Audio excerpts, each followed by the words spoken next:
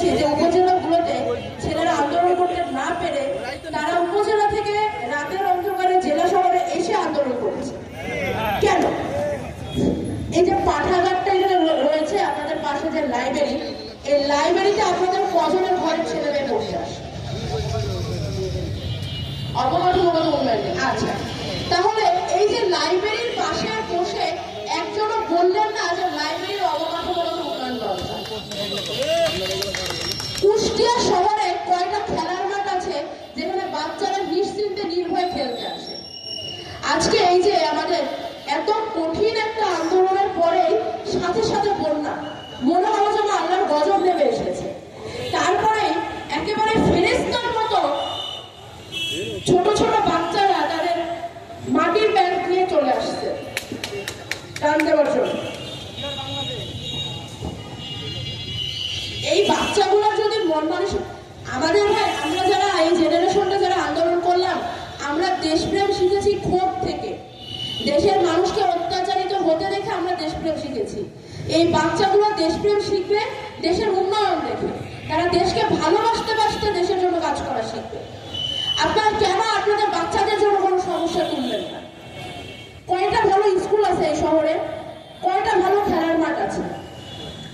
সংবিধান পরিবর্তন হলে অনেক কিছু হয়ে যাবে, কিন্তু আপনি যে সংখ্যাটা তুলেছেন, যদি 10 বছর পরে আবার কোনো স্বৈরাচারী শাসক আসে, তাহলে সেই স্বৈরাচারী শাসকের 15 বছরের আবার যদি আমাদের স্বৈরাচারী রেজিম দেখতে হয়, তখন কোন জেনারেশন রক্ত দিবে? আপনার দুশ্চিন্তা একেবারে খাঁটি এবং যুক্তিযুক্ত, কিন্তু সমাধানটা কি? সমাধানটা হচ্ছে 10 বছর পরে স্বৈরাচারী সরকার যদি আমরা দেখতে না চাই, আগামী 10 বছর আমাদের দায়িত্ব নিয়ে স্বৈরাচারকে জায়গা দেওয়া যাবে না। আমাদের সরকার ব্যবস্থা এবং আমাদের দেশকে আগামী 10 বছর স্বৈরাচার মুক্ত রাখতে হবে। তবেই 10 বছর পরে স্বৈরাচারের যে জুজুর ভয়, সেই জুজুর ভয় থেকে আমরা মুক্ত হতে পারবো। জনগণ হিসেবে নিজেদেরকে দায় মুক্তি দিয়ে না, তাই নিজের কাঁধে নেই।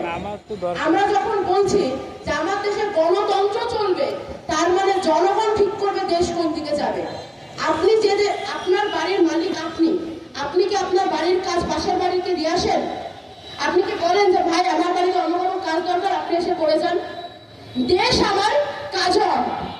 দেশের কাজের দায়িত্ব আপনারা নিজের হাতে নেন। আপনারা কেন অনেক একটা কথা উল্লেখ করে গেল এখানে যে আমরা স্বৈরাচারের পতন ঘটিয়েছি, স্বৈরাচারী মানসিকতার পতন ঘটাতে পারিনি। বাংলাদেশে কয়টা রাজনৈতিক দল আছে আপনারা কেউ সংখ্যাটা আমাকে বলতে পারবেন?